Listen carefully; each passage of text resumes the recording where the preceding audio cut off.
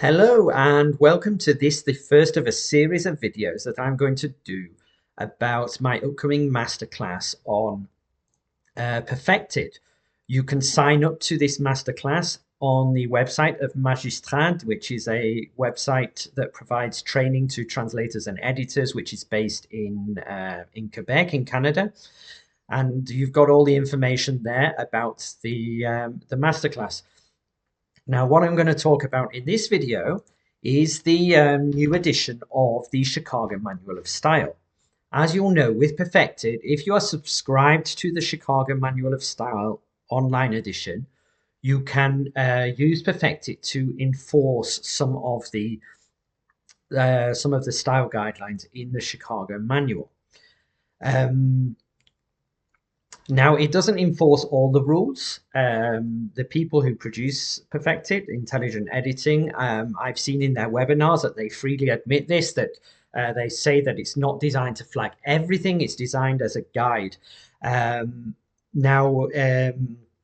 What we can do is we can create a copy of the Chicago Manual of Style sheet and add our own rules if you want it to flag some of those things. And so in this video, I'm going to talk about some of the changes, but also some of the things that are not included in the style sheet. So the first thing I'm going to talk about is the new rule or the new guidance on how to write the word ebook. We see it says here, it's rule 7.96. It says that the word ebook is now closed rather than hyphenated. Okay, so previously we were supposed to hyphenate the word ebook. Now it's supposed to be written as one word. So if we go to PerfectIt, so we open up a Word document, we click on Launch PerfectIt if we haven't already. Then we go to Manage Styles, and we're going to select Chicago Manual of Style. And then what I'm going to ask you to do is create a copy of it, because we can't edit the style sheets that come with PerfectIt. We have to make a copy. So if we click on New Style, we say to base it on Chicago Manual of Style, and I'm going to call it Chicago Manual of Style Edited. Okay. Then we click on OK. And it takes a little while because the Chicago Manual of Style sheet is quite large, so making a copy of it takes a while. Then we click on Edit Style Sheet. And in here, we're going to go to the Always Find tab. And then in Filter, we're going to type ebook with a hyphen. And we see that, okay, we'll ignore reference books, which happens to end with, the word reference ends with the letter E and is followed by hyphen book, which is why we're seeing that. But we'll go to the preferred spelling option. And then under instructions, we're going to select the comment because we're going to use that later. And then we're going to select the entire row and click on Delete. Okay, because we no longer want this rule where we're enforcing the hyphen. And then the next row, we're also going to click on Delete. Okay, we'll deal with the capitalization of phrases rules later. First, we're going to add the new hyphenation rules. Now, you saw that those were under preferred spelling. This is actually a mistake. They should have been added under hyphenation of words, okay, because they're a hyphenation rule. It's a mistake that's inconsequential. It would still have flagged ebook written incorrectly, but it really should have been under hyphenation of words. So we're going to add it under hyphenation of words. So we go to hyphenation of words, and then we're going to add ebook as well. We're going to say if it finds ebook with a hyphen, then it should suggest ebook as one word. We're going to click on Add. And it's adding it. Now, because this style sheet is quite large, it takes a little while. And then we're going to do the same for the plural form. We're going to click on Add.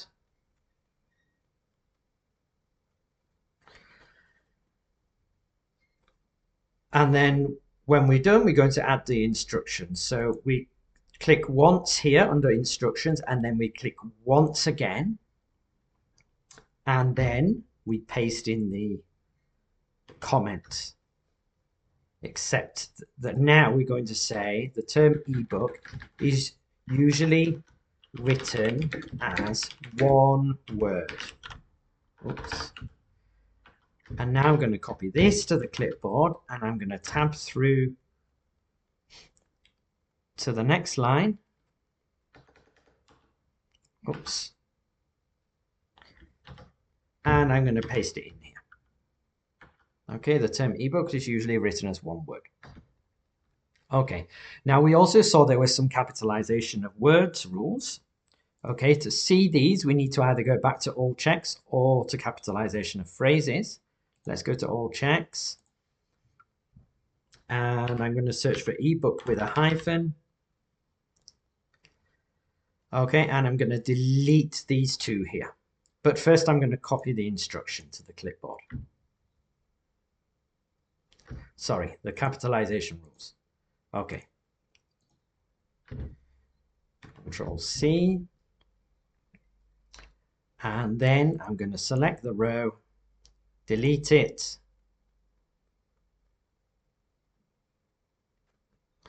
Delete the next one.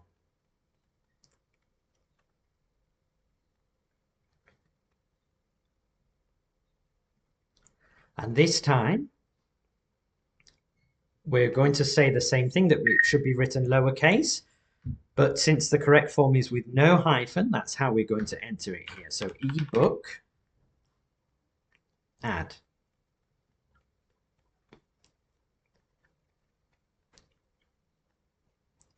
Now you'll see this is taking a long time.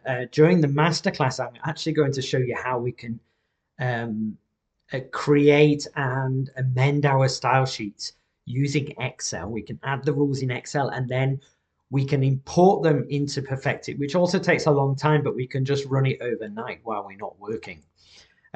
So creating your style sheet in Excel is much faster. Okay, let me add now the rule for the plural. Again, we're going to have to wait a while. That's why I really recommend creating your style sheets with my Excel template. And then we're going to put in our filter ebook in the singular so that we see both entries. And I'm going to paste in the rule, but I'm going to say write ebook with a lowercase e and then here. Okay, and now I'm going to copy this rule and use it on the next row.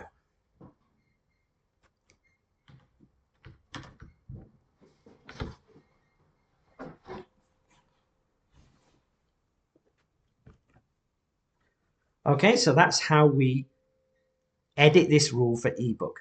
Okay, let's look at another rule in that's been changed. And this time I'm going to look at the rule on compound, this one, 6.85. It says an end dash rather than a hyphen should be used between the names of two or more people used as a compound modifier before a noun. Now, actually, so previously we were supposed to use a hyphen.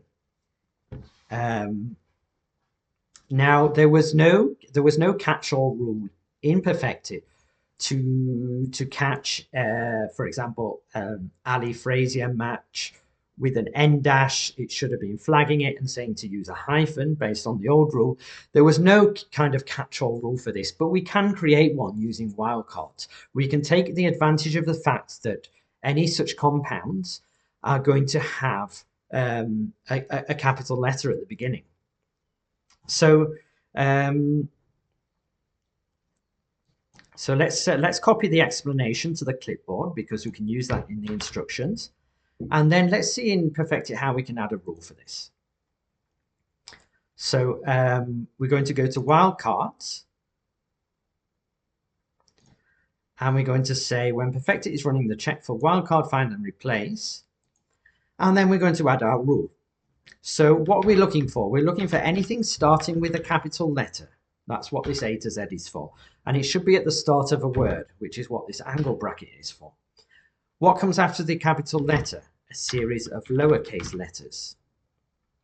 Okay, so to say that we want a series of something, we use the @ symbol. And then after that, that's when we would have the hyphen. We're looking for where the hyphen is used. We want the end dash to be used instead. And this would be followed by the same thing.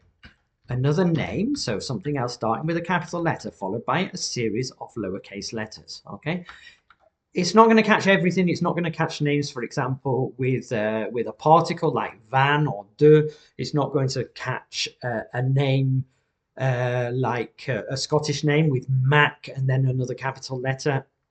It won't get everything, but it will get most compound modifiers formed by names. Okay, and we're going to say that this should, after this series of letters, we need that to be at the end of a word. Otherwise, it won't catch all the letters. Okay, and so that we can replace the names in the replacement, I'm going to place these around with round brackets around them. Actually, this one should be here, I believe. And so I'm going to put round brackets around them. And then in the replace box, if it finds the phrase, it should suggest I'm going to put \1, which means the content of the first set of brackets, followed by the end dash, not a hyphen, an end dash, followed by \2. And I'm going to add it.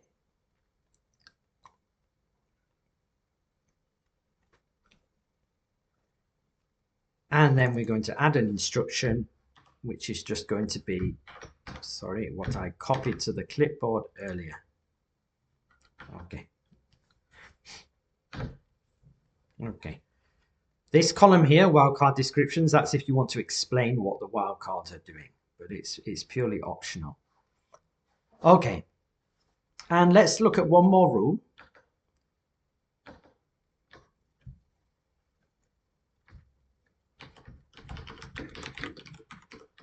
Okay, this one here, 7.68. An apostrophe is now used before the S to form the plural of a capital letter. Okay, so if you're using a phrase like straight A's, okay, before we would write capital A, small s. And Chicago Manual of Style is now saying to use an apostrophe, which I think is very sensible. So how do we add this? Again, we can use wildcards. So this one's quite straightforward. We're looking for a capital letter, which should be at the start of a word, followed by an S, which should be at the end of a word. Okay, so that's our wildcard check. And we need to put the A to Z part in brackets. Okay, since this is variable, so we need to say in the replacement text, we want the contents of the brackets, followed by the apostrophe, followed by the S. Okay. And we're now going to add that as a check.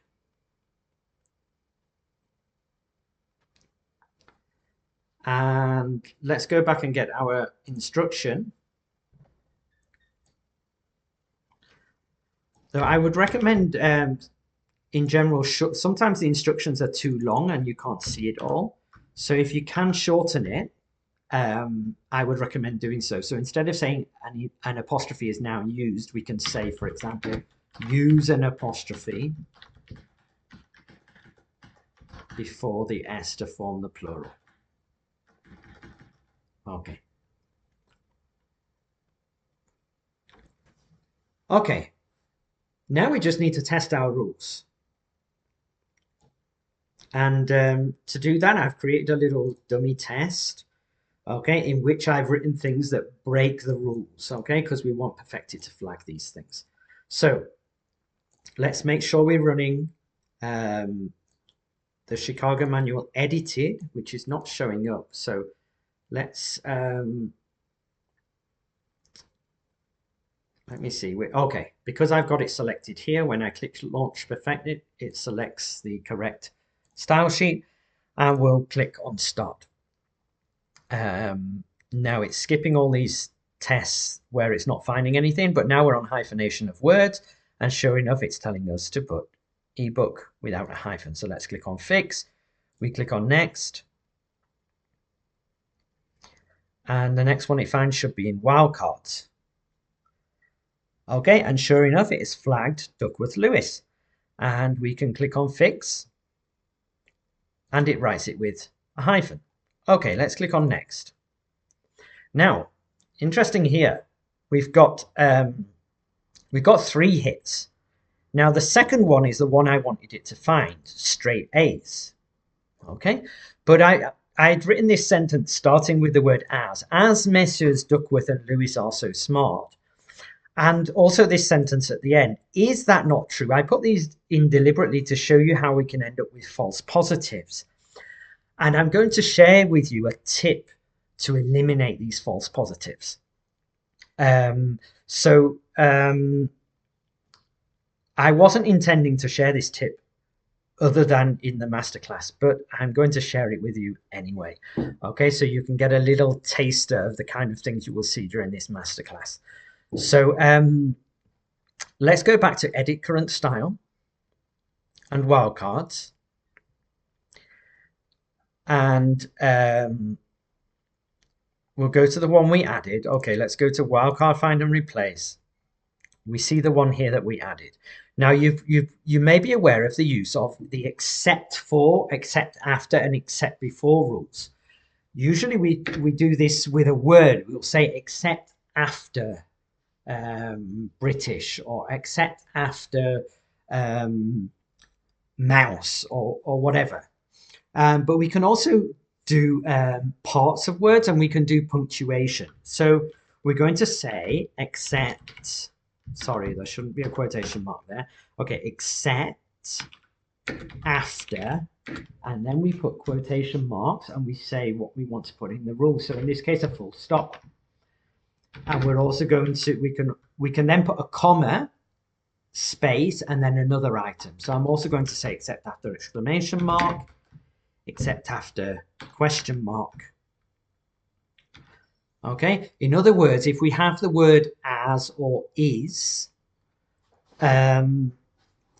with a capital A or a capital I respectively, and it comes after a full stop, an exclamation mark, or a question mark, then it's probably the word as or is rather than A's and I's. Okay, so when we add this rule, I click on Exit, and then I'm going to repeat the wildcard check. And this time, it has only flagged this one where it says straight A's. We click on Fix, and it writes straight A's with the apostrophe. And that's it. It shouldn't flag anything else because we didn't add any other rules.